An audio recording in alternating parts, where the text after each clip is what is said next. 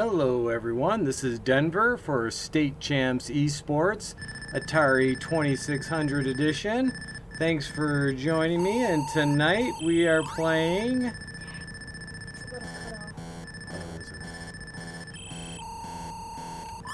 Tonight we are playing... Oh, just got killed.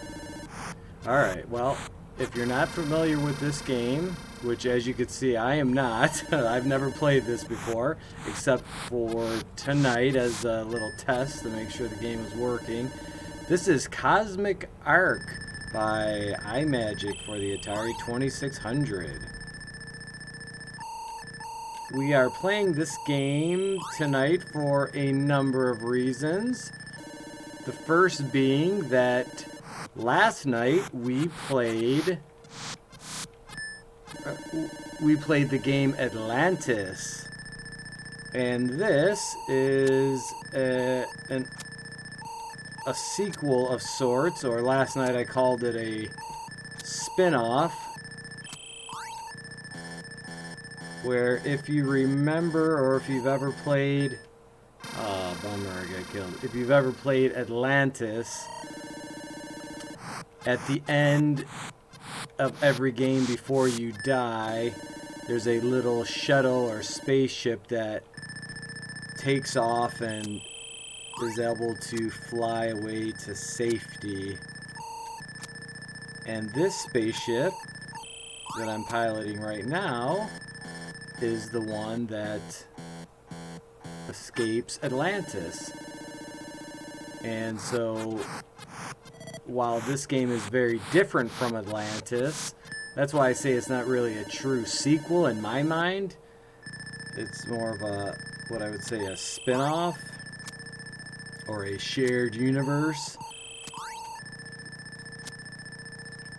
because the gameplay is totally different. Oh, bummer. I was doing so well. Now, where I had played Atlantis before, I really was not familiar with Cosmic Ark at all. And didn't even recognize the name, to be honest with you. Ooh, I had it. So as you can see, there's really two phases to this game.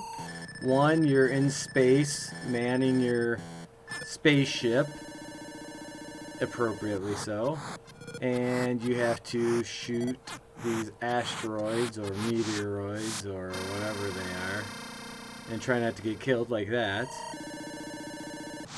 And if you survive the outer space round, you get to go to the surface of a planet, and you are collecting species,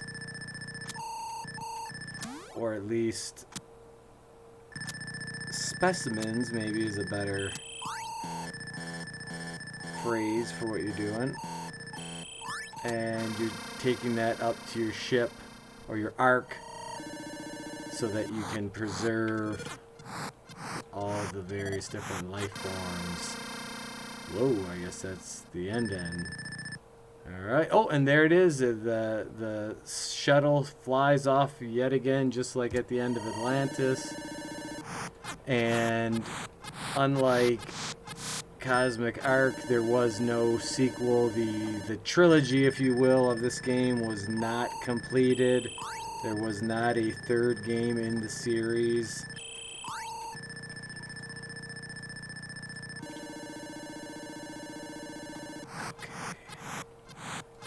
What's unusual about this gameplay is that since you have to shoot in every direction, you don't often have many games like that. Usually it's all up or all down or all to the side. So I will say that is a nice little feature of the design.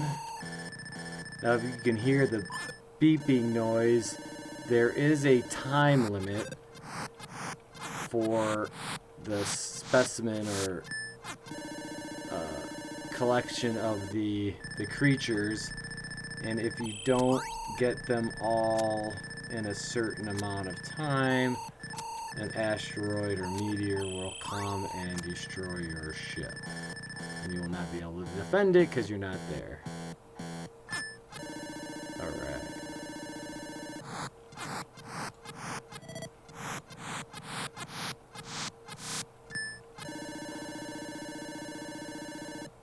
Now the added other little wrinkles you could see on both sides of the screen. It might be currently cut off, but there are cannons that will fire at the sides. Oh, and as you see, I just was destroyed.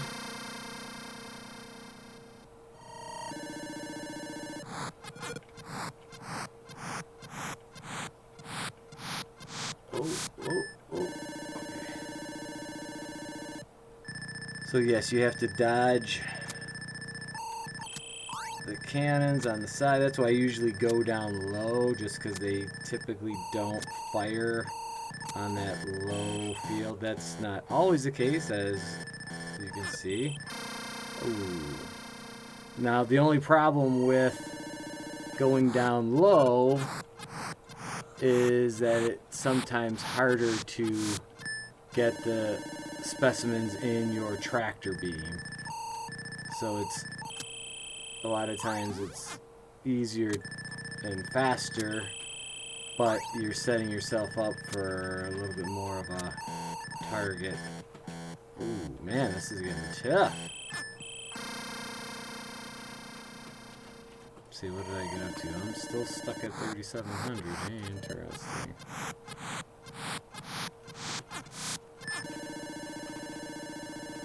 Now, to be honest, the outer space board is, or screen, is not that difficult. Oh boy. Oh man. But collecting the specimens, that's where you're really gonna have a hard time if you want to play this game, which I would recommend. Like I said, this is my first time really playing it, and I didn't even know anyone that had this game, never heard of it, which is unusual because this is in the top 20 of all-time best-selling Atari games, at least Atari 2600. The game sold 1 million copies, million-plus copies, which kind of puts it in a bit of a 10-way tie. Because if you've listened to any of the other episodes, you will be familiar with the term Million Seller Club or Million Cartridge Club. And that seemed to be a huge benchmark for a lot of these games. Whoa. And the designer of this game, his name is Rob Fulop. He had a couple other games in the top 20. He's actually, I think, only one of 3 people that had 3 games in the top 20 best-selling games for the Atari 2600. Now, I would say that with a caveat in that his biggest selling game was the port for Missile Command, which sold, I believe, 2.5 million cartridges. Now, he did not design that game. He just ported it over, so I don't know if you can really give him full credit. Missile Command was a huge arcade hit. And so, I mean, I guess you could say the best thing that he did was not screw the Missile Command port up. Oh. That's where you got to be careful of that, which direction you're shooting. Still don't quite have the hang of that. Now the other big game that Rob designed, bummer, whoa, I didn't even get out of the gate on that one. Rob designed another million seller and that was a game we played fairly recently on a previous episode called Demon Attack.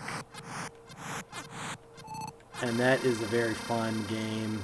Highly recommended if you haven't played that one. Rob also did a port for one of, at least at the time when I was a kid, one of my favorite games, Night Driver. Now, I was not a player of the arcade or coin-op version of Night Driver, so I really don't have anything to compare it to, and to be honest, I haven't played Night Driver in many, many, many years. But at the time, growing up, as just a small 7, 8, 9-year-old kid, I loved that game. It was, I think, the first driving game I ever played. Now, I don't think that was as successful as Rob's other games, but I will definitely play that one here soon, so I can kind of complete the Rob Fulop gamography, if that's even a word. If it's not a word, I just made it up and I like it. Come on. Trying to help you, guy. I'm trying to get you to the safety of a spaceship. Get in there. Okay. Whew, that was a close call. Now, at the time that Rob did the Missile Command and Night Driver ports, he was at Atari.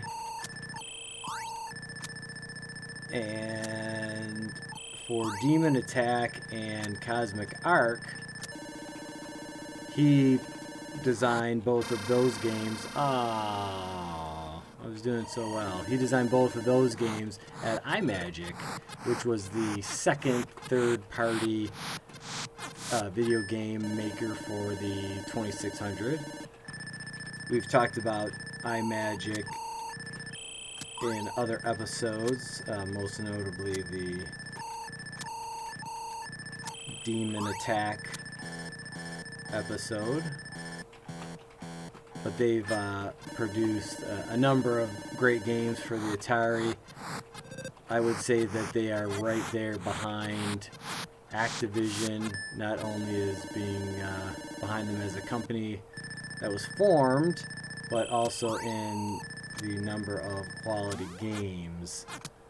Out of curiosity, I'm going to do like a little tally, top 20 tally, see how the numbers stack up. Alright, did I beat my high score, my previous high score? No, not yet. Very close, very close, close. Oh, got me. Alright, come on. Get in the zone. Get in the zone. Get in the zone. Zone. Alright. Alright, let's see if I can do this. I'm gonna try to blast this guy up high. There we go. Ooh, I just dodged that bullet. Okay, here we go, people. Yeah.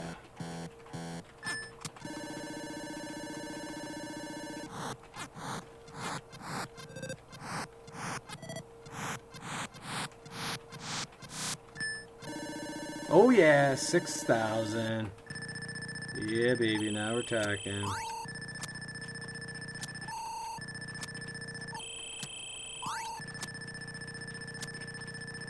I'm on a roll.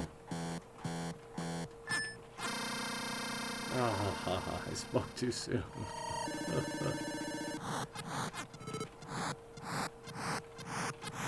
Now, apparently, take this with a grain of salt, but the game was designed specifically to exploit a little error or bug in the 2600 hardware that allowed for this very colorful so-called star field in the background. Oh, is that it? Oh, no, I'm still alive, baby. 7,300, not too shabby. At least not for me, anyway. Oh, 7,400. Oh, I guess some more.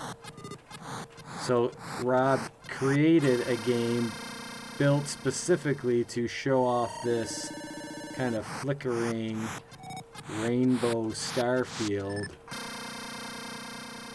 Oh, it looks like this is my last ship here. Uh-oh. Ah. Bye-bye. Okay, 7,700. Alright, let's do one final round. And, you know, I should make one clarification. I just mentioned that I had extra lives, or one life left. And technically in this game you do not have lives. You have fuel. So you can see that red line at the bottom of the screen are my fuel cells, which you can recharge. And when you get hit, I believe, is when you lose fuel. Oh boy, I'm about to bite the big one. So let's see, the ship was destroyed. Yep, I lost some fuel. So even though your ship might be destroyed, so I mean, the logic behind it is a little flawed. I don't know if I quite buy the fact that when your ship gets destroyed, you're just losing fuel cells. Doesn't make a whole lot of sense to me, but at least that's what they claim in the game. Now, one thing I did not do at the top of the show or the stream was to thank our sponsors. So let me just take a quick moment while I'm playing here to thank our title sponsor, or presenting sponsor, Lawrence Technological University. You can find out more about the university at their website, ltu.edu. And there we go. And we've also got two other sponsors, Army Michigan and Hungry Howie's Pizza, who are famous for flavor.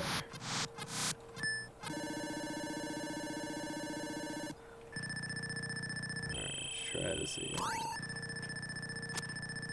I think all the sponsor talk was distracting me. I wanted to make sure I got them in there, and I usually do that before I get too far into the game. That way I can fully focus on giving them the love and respect and attention that they deserve for making all of this possible. I mean, to be honest, I'd probably be playing these games regardless, but I wouldn't necessarily be streaming and researching and talking about all these great classic games. Although I have to admit, it has been a pleasure, especially during this quarantine period where I've got all sorts of extra time to do this. It's been a nice little distraction, if I'm being 100% honest with you. Okay, I'm not doing well. Not doing well here. I think I might have peaked, folks. If you've not seen any previous episodes, I like to set a benchmark high score, and as long as I keep going up with my final total score, then I'll keep playing. If I do worse than my previous game, then I'll call it quits. I'm one of those guys that like to go out on top. Although I guess that's technically not really going out on top. It's almost going out on top. Oh, what the heck?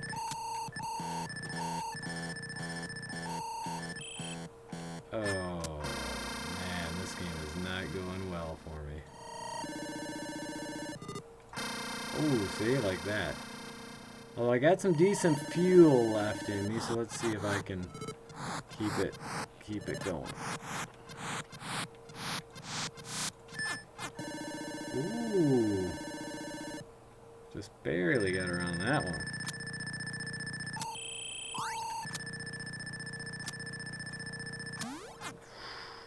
That is frustrating. Wow. I don't even know why I'm trying now, because shit's beeping. There's no way I'm getting both of the specimens in time for that one.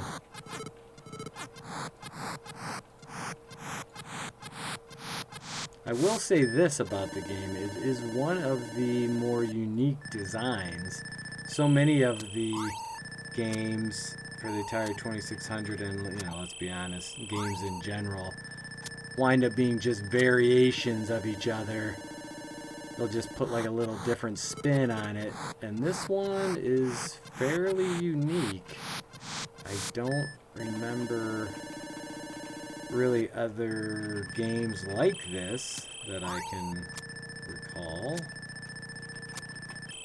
So for being just, if it's true, being just an excuse to show off his star field, then it was a good excuse, especially if it sold 1 million copies. And I just like the fact that it's a sequel, or the second in a series of games. I just wish they had continued the storyline. The problem with so many sequels, be it movies, games, the sequels wind up being just a bit of a rehash of the original. Whereas this is pretty much 100% unique and different from the first one, from Atlantis. And what's also interesting is that Rob, I mean, it was the same company, but it was not the same designer.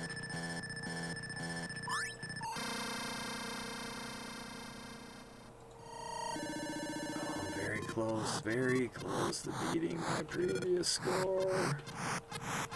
Well, that's it for me, folks. Thanks for watching this episode of State Champs eSports Atari 2600 edition. This has been Denver playing Cosmic Ark from iMagic.